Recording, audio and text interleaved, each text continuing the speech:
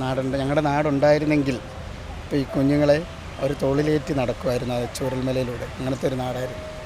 ആ നാടിനോടുള്ള ഇഷ്ടമാണ്. ആ നാട് അങ്ങനെയുള്ള നാടല്ല, ആ നാട് സന്തോഷത്തിൻ്റെ നാടാണ്. വെള്ളാർമലയിലെ കുട്ടികൾ ഇപ്പോൾ നാടകത്തിനായിട്ട് ഇവിടെ എത്തിയിരിക്കുകയാണ്. എന്താണ് ഈ നിമിഷം പറയാനുള്ളത്? ഒരു വലിയ പ്രതിസന്ധി അതിജീവിച്ചെത്തിയിരിക്കുകയാണ്. അത് തന്നെയാണ്, അതിജീവിച്ചു. അപ്പോൾ അതാണ് ഈ നാടകം ഉണ്ടായുള്ള ഒരു മഹത്തായ കാര്യം. അവർ മെൻ്റലി അവർ റിക്കവറായി. അപ്പോൾ അവർ ആ ലോകത്താണ്. അപ്പം എല്ലാവരും വളരെ വിഷമത്തിലുള്ള കുട്ടികളായിരുന്നല്ലോ. അപ്പോൾ അവർ ഓക്കെ ആയി. അതാണ് നമ്മൾ നാടകം കൊണ്ട് ഉദ്ദേശിച്ചത്. നാടകം മാത്രമല്ലായിരുന്നു, ഞങ്ങൾ സബ് ജില്ലാ തലം മുതൽ എല്ലാ ഇനത്തിലും കുട്ടികളെ പങ്കെടുപ്പിച്ചു. ഫ്ലഡ് അഫക്റ്റ് ചെയ്ത കുട്ടികളെ തിരഞ്ഞു പിടിച്ച് അവരെ മാത്രം എല്ലാ ഇനങ്ങളിലും നാടകം, നാടൻപാട്ട്, വഞ്ചിപ്പാട്ട്, സംഘനൃത്തം, തിരുവാതിര, ഒപ്പന, സംഘഗാനം എന്ന് വേണ്ട എല്ലാ ഗ്രൂപ്പ് ഇനങ്ങളിലും പിന്നെ ഇൻഡിവിജ്വൽ ഇനങ്ങളിലും അങ്ങനെ 97 കുട്ടികളെ പങ്കെടുപ്പിച്ച് അവരെ ഒന്ന് ചേഞ്ചാക്കി. അതാണ് നമ്മൾ ഉദ്ദേശിച്ചത്. അത് വലിയൊരു കൗൺസിലിങ്ങിനേക്കാളും അപ്പുറമായിരുന്നു. ഇതിലൊക്കെ അങ്ങ് എൻഗേജ്ഡായി നടക്കുമ്പോൾ അവർ പഴയ കാര്യം ഓർക്കുകയില്ല, ഇതിനകത്തങ്ങ് മുഴുകി. അതൊരു വലിയ ചേഞ്ചായിരുന്നു. അപ്പോൾ കലകൾക്ക് ഏത് വേദനയും മറക്കാനുള്ള ഒരു ശക്തി ഉണ്ടല്ലോ, അതവർ തെളിയിച്ചു. അത് കണ്ടപ്പോൾ ഞങ്ങൾക്ക് വളരെ ആശ്വാസമായി, സന്തോഷമായി. എനിക്ക് ഉണ്ണിമാഷിനെ ഓർമ്മ വരുന്നത്, നമ്മൾ ചൂരൽമലയിൽ വളരെ പൊട്ടിക്കരഞ്ഞ് നിൽക്കുന്ന ഒരു ഉണ്ണിമാഷിനെയാണ് കണ്ടത്. സാറിൻ്റെ ഒരു മാനസികാവസ്ഥ ഇപ്പോൾ എങ്ങനെയാണ്? അന്ന് എങ്ങനെ ഉണ്ടായെന്ന് വെച്ച് കഴിഞ്ഞാൽ ഞാൻ അവിടെ ചെന്നിട്ട് 18 വർഷമായല്ലോ. അപ്പോൾ ഞാൻ പഠിപ്പിച്ച കുട്ടികളുടെ കുട്ടികളാണ് ഇവരെല്ലാവരും. ഞാൻ പഠിപ്പിച്ച കുട്ടികളുടെ കുട്ടികളാണ്. അപ്പോൾ ഇവരുമായിട്ട് എനിക്കൊരു വൈകാരിക ബന്ധമുണ്ട്. അവരെന്നെക്കൊണ്ട് ഏൽപ്പിക്കുകയാണ്. എൻ്റെ മക്കൾ എന്നെക്കൊണ്ട് ഇവരെ ഏൽപ്പിക്കുകയായിരുന്നു. അപ്പോൾ ഞങ്ങളെല്ലാ അധ്യാപകരും ഒരു കുടുംബം പോലെ കഴിഞ്ഞൊരു നാടാണ് വെള്ളാർമല. നാടും വിദ്യാലയവും നാട്ടുകാരും മക്കളും എല്ലാവരും ഒന്നായിരുന്നു, വീട് പോലെ തന്നെയായിരുന്നു. അതിപ്പം മനസ്സിലാക്കുന്ന അവിടെ കഴിഞ്ഞ ഓരോ ദിവസവും, ഓരോ മണിക്കൂറും, ഓരോ നിമിഷവും എത്ര വിലപ്പെട്ടതായിരുന്നെന്ന് ഇപ്പോൾ നമ്മൾ അറിയുന്നു. അപ്പോൾ അങ്ങനെയുള്ള ജീവിച്ച അതുകൊണ്ട് അത് പെട്ടെന്ന് നമുക്ക് ഇല്ലാതായപ്പോൾ താങ്ങാൻ പറ്റിയില്ല. ശരിക്കും അത് ആ ഒരു സമയത്തായതുകൊണ്ട്, അല്ലെങ്കിൽ ചിലപ്പോൾ ഒരു വർക്കിൻ്റെ അല്ലെങ്കിൽ ഒരു സ്കൂളുള്ള ദിവസമായിരുന്നെങ്കിൽ കൂടുതൽ വിദ്യാർത്ഥികളെ വരെ നഷ്ടപ്പെടേണ്ട ഒരു സ്കൂളുള്ള ദിവസം പകലായിരുന്നെങ്കിൽ വലിയൊരു ദുരന്തത്തിന് സാക്ഷ്യം വഹിക്കേണ്ടി വന്നേനെ. പക്ഷെ അത് പകലാണെങ്കിൽ നമുക്ക് എങ്ങോട്ടെങ്കിലും ഓടി രക്ഷപ്പെടാം എന്നുള്ളൊരു അങ്ങനെയുണ്ടല്ലോ. പിന്നെ വിദ്യാലയത്തിൻ്റെ ഒരു ഭാഗം മാത്രമല്ല പോയുള്ളൂ, മറ്റു ഭാഗം കൊണ്ട് രക്ഷപ്പെടാൻ നമുക്കൊന്നും പറയാൻ പറ്റില്ല. പ്രകൃതിയുടെ ഓരോ കാര്യം നമുക്കൊന്നും പറയാൻ പറ്റില്ല. ഇന്നും ചൂരൽമലയിൽ നിന്നും മുണ്ടക്കയിൽ നിന്നൊക്കെ കേൾക്കുമ്പം നിങ്ങൾക്ക് എന്താണ് ഫീൽ ചെയ്യുന്നത്? പേടി തന്നെയാണ്? പേടിയല്ല, നമുക്ക് ആ നാടിനോടുള്ള ഇഷ്ടമാണ്. പേടി എന്ന് പറയാനില്ല. ആ നാട് അങ്ങനെയുള്ള നാടല്ല, ആ നാട് സന്തോഷത്തിൻ്റെ നാടാണ്. അവിടെ ചെന്നാൽ ദിവസങ്ങളും മാസങ്ങളും വർഷങ്ങളും കടന്നു പോകുന്നത് നമ്മളറിയില്ല. ഞാൻ തന്നെ 18 വർഷം ഇപ്പോൾ ആലോചിക്കുമ്പം ഒരു വർഷം 2 വർഷത്തെ ഒരു ദൈർഘ്യം മാത്രമാണ് എനിക്ക് തോന്നുന്നത്. അപ്പോൾ അതുപോലെ നമ്മൾ ജീവിച്ച് തീർക്കുമായിരുന്നു അവിടെ. അതെ, ഒരു സ്കൂളെന്ന് പറഞ്ഞാൽ ഒരു പുഴയുടെ തീരത്തൊരു സ്കൂൾ, എനിക്ക് തോന്നുന്നു കേരളത്തിൽ തന്നെ വളരെ അപൂർവമായിട്ടുണ്ടായിരുന്ന സ്കൂൾ അത് തന്നെയായിരുന്നു. അത് പുഴ എപ്പോഴും സ്കൂളിൻ്റെ രക്ഷകനായിട്ടേ നിന്നിട്ടുള്ളൂ. ഒരിക്കലും ഞങ്ങൾ പുഴയെ ഒരിക്കലും കുറ്റപ്പെടുത്തില്ല. പുഴ ഇതിനു മുമ്പും അവിടെ ചെറിയ ചെറിയ ഉരുൾപൊട്ടലുകളൊക്കെ ഉണ്ടായപ്പോഴൊക്കെ പുഴ രക്ഷിച്ചിട്ടേ ഉള്ളൂ. പക്ഷേ ഇത് പുഴയ്ക്ക് താങ്ങാവുന്നതിൻ്റെ 100 ഇരട്ടി ശക്തിയിലല്ലേ വരുന്നത്. അപ്പോൾ അതുകൊണ്ട് പുഴയെ നമുക്ക് കുറ്റം പറയാൻ പറ്റില്ല. പിന്നെ പുഴ എൻ്റെ ജീവിതത്തെ ഒരുപാട് സ്വാധീനിച്ചിട്ടുണ്ട്. ഞാൻ ക്ലാസ്സിൽ പഠിപ്പിക്കുമ്പോൾ, മലയാളമാണല്ലോ ഞാൻ പഠിപ്പിക്കും, ഒരു കവിത ചൊല്ലുമ്പം അതിൻ്റെ ശ്രുതിയായിരുന്നു ആ പുഴ. അത് ഒരേ ഒരു സ്കൂളിനെ കിട്ടിയിട്ടുള്ളൂ ആ ഭാഗ്യം. അതായിരുന്നു വെള്ളാർമല. നമ്മൾ ക്ലാസ്സിലൊരു കഥ പഠിപ്പിക്കുമ്പോൾ, കവിത പഠിപ്പിക്കുമ്പോൾ ആ കവിത നമ്മൾ പുഴയുടെ ശ്രുതിക്കാണ്. ആ പുഴയിലെ വെള്ളത്തിൻ്റെ അനുസരിച്ച് ആ ശ്രുതി താഴുകയും ഉയരുകയും ചെയ്യും. ആ ശ്രുതിക്ക് നമുക്ക് ക്ലാസ്സിൽ നിന്ന് പഠിപ്പിക്കാൻ പറ്റും. ആ ഒരു ബന്ധം പുഴയായിട്ടുണ്ടായിരുന്നു.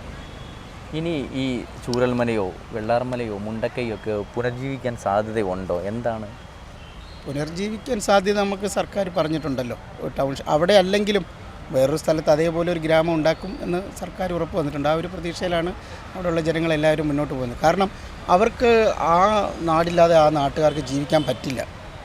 കാരണം അവരങ്ങനെ ജീവിച്ചവരാണ്. എല്ലാവരും അങ്ങനെ കൊടുക്കൽ വാങ്ങലും, ഒരാളുടെ പ്രശ്നം മറ്റയാളുടെ പ്രശ്നം, അങ്ങനത്തെ ഒരു നാടായിരുന്നു. അപ്പോൾ അവർക്ക് വേറൊരു നാട്ടിൽ എനിക്ക് തോന്നുന്നില്ല, ഇപ്പോഴും പലരും കാണുമ്പോഴൊക്കെ പൊട്ടിക്കരയാണ്. നമുക്ക് നമ്മുടെ നാട് മതി പക്ഷേ പറ്റുന്നില്ല. കാരണം വേറൊരു സ്ഥലത്ത് ചെന്നപ്പം അവരവരിലേക്ക് ചുരുങ്ങുന്നു, അതവർക്ക് സഹിക്കാൻ പറ്റുന്നില്ല. മറ്റതങ്ങനെയല്ല, ചൂരൽമല അങ്ങാടിയിലേക്ക് വൈകുന്നേരം ആകുമ്പോൾ എല്ലാവരും വരും. എല്ലാവരും അങ്ങാടി വന്നിട്ട് അങ്ങോട്ടും ഇങ്ങോട്ടൊക്കെ വർത്താനം പറഞ്ഞ് തിരിച്ചു പോകുന്നൊരു പ്രത്യേകതയായിരുന്നു അവിടെ ഉണ്ടായിരുന്നു. ഞങ്ങളും സ്കൂൾ കഴിഞ്ഞ് അങ്ങാടി വരും, എല്ലാവരോടും വർത്താനം പറയും, എല്ലാവരോടും സംസാരിച്ചിട്ട് നമ്മൾ തിരിച്ചു പോകും. ഈ മുൻകരുതലുള്ള മുന്നറിയിപ്പുകളൊക്കെ ഉണ്ടായിരുന്നിട്ടും എന്തുകൊണ്ടാണ് ഇത്രയും വലിയൊരു ദുരന്തം ഉണ്ടായെന്നാണ് മാഷ് വിചാരിക്കുന്നത്? അല്ല, ഇതിപ്പോൾ അവിടെ മഴ ഒരു പുതുമയല്ല, ഒരു സാധാരണ പെയ്യുന്ന മഴ പോലെയാണ് പെയ്തുകൊണ്ടിരിക്കുന്നത്. പിന്നെ ചെറിയ ഏറ്റക്കുറച്ചിലുകളൊക്കെ എപ്പോഴും ഉണ്ടായിട്ടുണ്ട്. അവിടുത്തെ എൻ്റെ ഒരു അനുഭവം വെച്ച് നോക്കുമ്പോൾ ഇപ്പോൾ മഴ പെട്ടെന്ന് ശക്തിയായിട്ട് പെയ്തു, കുറച്ച് കഴിയുമ്പോഴത്തേക്കും ഇതുപോലെ വെയിൽ വരും, കുറച്ച് കഴിയുമ്പോൾ പിന്നെയും ഭീകരമായ മഴ വരും. അങ്ങനെ നമ്മളപ്പോൾ ഓർക്കും കുറച്ച് മുമ്പ് ഭയങ്കര ഒരു മഴ പെയ്തതല്ലേ. അപ്പോൾ അങ്ങനെയുള്ളൊരു കാലാവസ്ഥയുടെ ഒരു മാറ്റം അവിടെ ഉണ്ടായിരുന്നു. അപ്പോൾ ഇനി ശക്തമായിട്ട് നിന്ന് പെയ്യുമ്പോഴാണ് നമ്മൾ ഭയപ്പെടുന്നത്. നിന്നങ്ങ് പെയ്യുമ്പോൾ ഞാൻ നേരത്തെ പറഞ്ഞ പോലെ ഇപ്പം നമ്മൾ നിൽക്കുന്നിടത്ത് മഴയില്ലെങ്കിൽ ചിലപ്പോൾ മലയുടെ മണ്ടയ്ക്ക് മഴയുണ്ടാവും. അവിടെ നിന്നാണല്ലോ പൊട്ടി വന്നത്. അപ്പോൾ അവിടെ ഒരു പക്ഷേ ശക്തമായിട്ട് മഴ പെയ്തിറങ്ങിയിട്ടുണ്ടാവും. അതുകൊണ്ടായിരിക്കും അവിടെ സംഭവിച്ചത്. അതിൻ്റെ ആഘാതത്തിൽ ഇങ്ങോട്ട് വന്നു, അതായിരിക്കും. ഈ അവിടുത്തെ നാട്ടുകാരെ അപേക്ഷിച്ച് പുറത്തുള്ള ആൾക്കാർ പറയുന്നൊരു സാധനം മുന്നറിയിപ്പ് ഉണ്ടായിരുന്നു. നേരത്തെ അവിടെ ഉരുൾപൊട്ടൽ ഉണ്ടായിട്ടുണ്ടായിരുന്നു, ലൈറ്റ് ഉരുൾപൊട്ടലുകൾ ഉണ്ടായിട്ടുണ്ട്, എന്നിട്ടും ആൾക്കാർ കേൾക്കാത്തത് കൊണ്ടാണെന്നൊക്കെ പറയുന്നൊരു സാഹചര്യം ഇല്ല. അതിൽ കേൾക്കാഴികയല്ല. ഇപ്പം ഞാൻ ഉൾപ്പെടെ വിശ്വസിച്ചൊരു കാര്യം, ഇതൊരു മഴയല്ല, ഇതിൽ ശക്തമായ മഴ ഇനി വരാൻ പോകുന്നേ ഉള്ളൂ എന്നൊരു വിശ്വാസത്തിൽ അങ്ങനെ ഇരുന്നു. ഇപ്പം പുത്തുമലയിലൊരു ദുരന്തം ഉണ്ടായിരുന്നു 2019 ഓഗസ്റ്റ് 8-ന്. 2020 ഓഗസ്റ്റ് 8 ഈ മുണ്ടക്കയിൽ 2 വീട് ഒലിച്ചു പോയ അത് ഈ ഓഗസ്റ്റ് 8. അപ്പം ഞങ്ങളൊക്കെ കരുതിയത് ഈ ജൂലൈ പെയ്യുന്ന മഴയൊന്നും ഒരു മഴയല്ല, ഓഗസ്റ്റിലായിരിക്കും കനത്ത മഴ വരാൻ പോകുന്നത്. അപ്പം നമുക്ക് കരുതിയിരിക്കാം എന്നുള്ളൊരു മനുഷ്യരല്ലേ, ഞാനും വിശ്വസിച്ച അങ്ങനെയാണ്. ഇതൊന്നും ഒരു മഴയല്ല, ഇനി വരാൻ പോകുന്നേ ഉള്ളൂ, ഓഗസ്റ്റ് നമുക്ക് സൂക്ഷിക്കണം, ഓഗസ്റ്റ് നമ്മൾ സൂക്ഷിക്കണമെന്ന് അവിടെയുള്ള എല്ലാവരും പറയുമായിരുന്നു. അങ്ങനെ ഒരു വിശ്വാസം എല്ലാവർക്കും ഉണ്ടായിരുന്നു, എനിക്കും ഉണ്ടായിരുന്നു. പക്ഷേ ഈ വാർത്ത ആദ്യമേ കേട്ടപ്പോൾ എങ്ങനെയായിരുന്നു? ഫസ്റ്റ് ആദ്യമേ ഞാൻ വീട്ടിലായിരുന്നല്ലോ. ഞാൻ വീട്ടിൽ യാദൃശ്യമായിട്ടൊരു മരണം സംഭവിച്ചു, അമ്മയുടെ ചേച്ചി മരിച്ചു. അപ്പോൾ അങ്ങനെ വന്നു, ഇത് കേട്ട് ഞാൻ പിന്നെ ഒന്നും നോക്കില്ല. ഞാൻ പിന്നെ ട്രെയിൻ അന്നേരം തന്നെ വീട്ടിൽ നിന്ന് ഇറങ്ങുമായിരുന്നു. പിന്നെ ഞാനൊന്നും അറിയുന്നില്ല, അവിടെ നടന്ന് എന്താണെന്ന് ഞാൻ അറിയുന്നില്ല, കാണുന്നില്ല. ഞാൻ ട്രെയിൻ യാത്രയിലാണ്. എൻ്റെ ഈ ഫോൺ ഇങ്ങനെ തുടർച്ച അടിച്ചുകൊണ്ടിരിക്കുകയാണ്. ഒരു കോൾ കട്ട് ചെയ്യുന്നു, അടുത്തത് വരുന്നു. അങ്ങനെ ഞാൻ അമ്പലപ്പുഴയിൽ നിന്ന് കയറി ഞാൻ പിന്നെ ഈ മേപ്പാടിയിൽ എത്തുന്നത് വരെയും ആളുകളോട് മറുപടി പറയുകയിൽ തന്നെയായിരുന്നു. അതുകൊണ്ട് എനിക്കവിടെ നടന്ന കാഴ്ചകളോ ഒന്നും പക്ഷേ ഇതിലൂടെ ഈ കോളുകളിലൂടെ എനിക്കറിയാൻ പറ്റുന്നുണ്ട് എന്തോ ഭീകരമായ കാര്യം അവിടെ നടന്നിട്ടുണ്ടെന്ന് അറിയാം. പിന്നെ അവിടെ ചെന്ന് കഴിഞ്ഞപ്പോഴാണ് എൻ്റെ ഭീകരത എനിക്ക് ബോധ്യപ്പെട്ടത്. ഇപ്പോൾ ഈ കലകളിലൂടെ ആ നാടിനെ തിരിച്ചു പിടിക്കാനുള്ള ഇപ്പോൾ എല്ലായിടത്തും ചർച്ച തന്നെ വെള്ളർമലയിലെ സ്കൂളിലെ കുട്ടികൾ തന്നെയാണ്. ഇപ്പോൾ ഇതില്ലെങ്കിൽ തന്നെയും നമ്മുടെ ചൂരൽമലക്കാർ അങ്ങനെയായിരുന്നു. ഇപ്പോൾ ഒരു കലോത്സവം കഴിഞ്ഞ് ഞങ്ങൾ കഴിഞ്ഞ വർഷം വന്നിരുന്നു, വഞ്ചിപ്പാട്ടിന് വന്ന് നമ്മുടെ ചൂരൽമലയുടെ അല്ലെ വെള്ളാർമലയുടെ പേരിങ്ങനെ കേൾക്കുമ്പോൾ അവിടെ ഉള്ളവർക്കൊക്കെ സന്തോഷമാണ്. അപ്പോൾ അവർ ഈ കുട്ടികളെയൊക്കെ അങ്ങ് സ്വീകരിക്കും. ആ ചൂരൽമല ഗ്രാമം ഫ്ലെക്സ് ബോർഡുകൾ കൊണ്ട് നിറയുമായിരുന്നു, ഭയങ്കര സപ്പോർട്ടായിരുന്നു. അത് രാഷ്ട്രീയ ഭേദമില്ല, ക്ലബ്ബുകൾ, രാഷ്ട്രീയ സംഘടനകൾ എല്ലാവരും കുട്ടികളുടെ ഫ്ലെക്സ് ബോർഡുകൾ ഇങ്ങനെ വെക്കും. അതൊക്കെ നമുക്ക് ഭയങ്കര ഇനിയും കൂടുതൽ കാര്യങ്ങൾ നമുക്ക് ചെയ്യാനുള്ള ഒരു ഉത്തരവാദിത്വമാണ് അവർ തന്നുകൊണ്ടിരുന്നത്.